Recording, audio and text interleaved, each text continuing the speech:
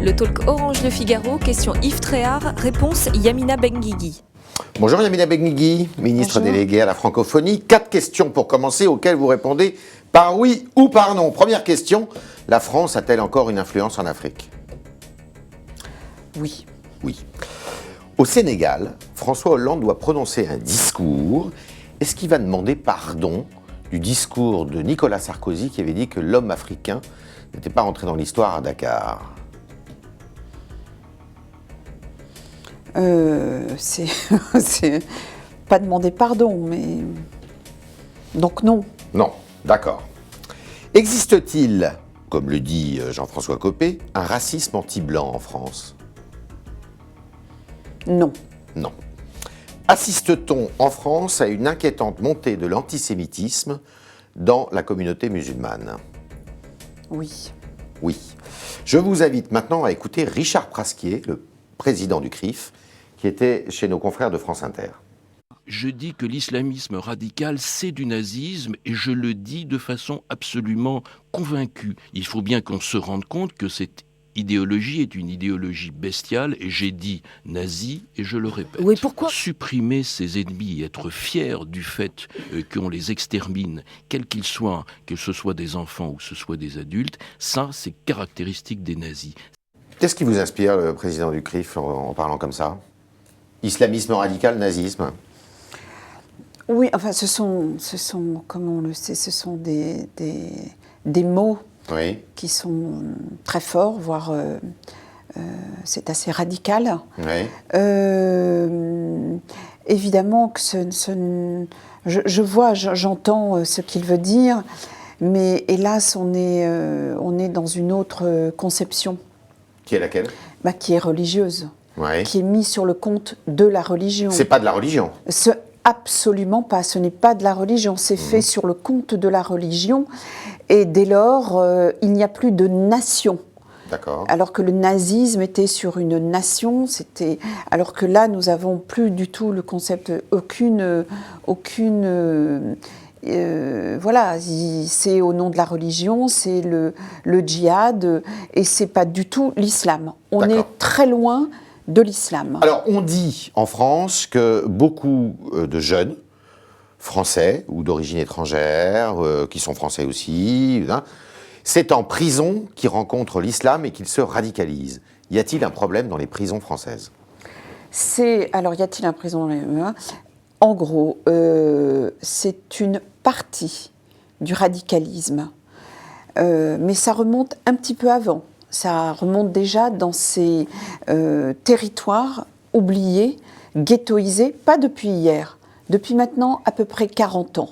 On sait très bien que toutes les politiques de la ville ont échoué, que depuis les années 70, il y a eu une désindustrialisation massive, que toutes les couches les plus pauvres de la population sont entassées dans ces ghettos. C'est devenu des ghettos à ce moment-là. Depuis 3-4 générations déjà, on est au chômage. Et on est différent, on est de couleurs différentes. C'est vrai qu'il y a eu l'émergence de cas isolés comme Kelkal, qui était importé du problème algérien. Déjà, on a commencé, mais on oublie que Kelkal, par exemple, était harki, que ceux de Roubaix aussi, que à avoir laissé leur identité de côté, on n'a pas travaillé sur des problèmes franco-français. Vous appartenez à un gouvernement qui propose des réponses. Il y a 2 réponses. Il y a Manuel Valls, le ministre de l'Intérieur, discours de fermeté, et Madame Taubira, garde des Sceaux, qui, elle, a un autre discours, qui dit, en gros, il faut limiter au maximum les peines courtes de prison. Quelle est la sensibilité qui vous plaît le plus et qui vous, surtout, à votre avis, est la mieux adaptée? Écoutez, je vais peut-être vous faire sourire, il faut les deux. Les deux. Il faut absolument les deux, parce que nous arrivons à une situation où, je le dis toujours, on n'a pas assez entendu les maires sur ce sujet. Déjà dès 2005, lorsque les jeunes... Les maires, les élus. Les mamans. Les mamans. Depuis 2005, nous sommes plusieurs à dire « écoutez les mamans ». Elles crient sans voix. elles savent ce qui se passe avec leurs enfants, comment ils sont emmenés dans ces groupes encore une fois, de djihadistes. Moi, je dis toujours de djihadistes qui ne sont pas passés par l'islam. Je veux dire, donc l'islam de nos parents n'a rien à voir. Je veux dire, avec ça, mais rien à voir. Donc il y a quelque chose qui s'est rajouté.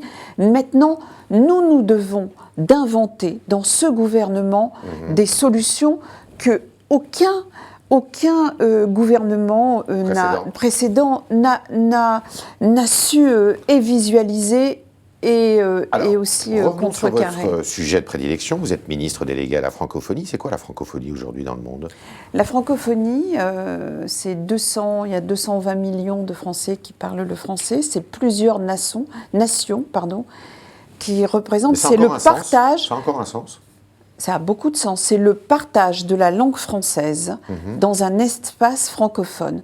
Cet espace, il est en grande partie aussi africain. Je veux dire, aujourd'hui, vous n'avez pas le sentiment qu'on se fait rattraper par les Chinois, par les Américains, par d'autres, les pays du Moyen-Orient qui sont très présents en Afrique? Il y a un danger là? Non, il y a un gros danger, mais je veux dire, l'espace francophone, il est indéniable. On parle français en RDC, on parle français en Algérie, on parle français en Tunisie. On a encore à être présent. C'est ça le partage de la langue. Moi, récemment, j'ai vu en RDC des routes qui se construisaient avec des milliers de Chinois et qui étaient complètement hermétiques à la population à côté congolaise qui parle le français. Alors, vous allez à Kinshasa pour le sommet de la francophonie, bientôt, la semaine prochaine, enfin en fin de semaine, là. Est-ce que vous allez fréquenter, là, beaucoup de chefs d'État, de responsables africains, qui ne sont pas tous des démocrates? Qu'est-ce que vous allez leur dire? Alors, déjà, ce sommet de la francophonie le lieu a été choisi il y a 2 ans, à Montreux, aussi par des chefs d'État et le président de l'OIF. On va rencontrer, alors, il y a des degrés de démocratie, mais je crois que notre présence en tout cas, puisque ce n'est pas une réunion bilatérale, mais vraiment la participation de la France au sein de ce sommet, nous devons d'être présents et d'être déjà en présence de démocrates, des gens comme Macky Sall, etc., je le cite à chaque fois, ou le président du Niger, qui est le président sénégalais. du Sénégal. Et nous devons d'être aussi présents dans des pays qui sont en voie de démocratisation. Alors, il n'y a pas que des problèmes de démocratie, il y a aujourd'hui des problèmes. Le Sahel, le Niger, le Mali. Qu'est-ce que vous allez dire, vous? Moi, je vais parler des femmes. Oui. Elles sont gravement en danger, non? Elles sont en danger. Il y a depuis le mois d'avril-mai, 2600 femmes qui ont été violées à l'est de la RDC par un pays qui agresse, dans le nord Kivu. Lequel?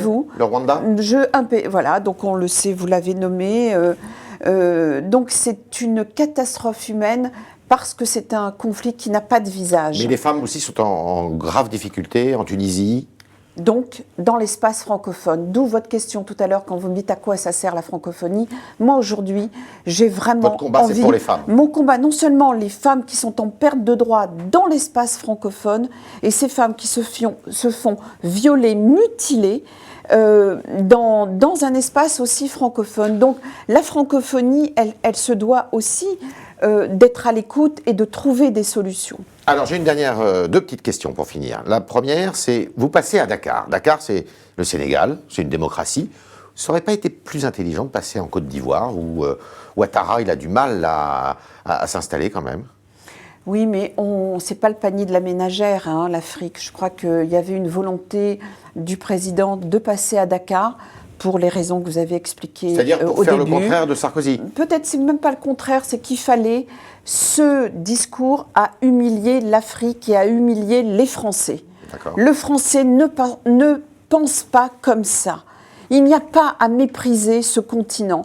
Donc, il se devait, et je sais son choix, d'aller apporter... Sarkozy méprisait le continent africain?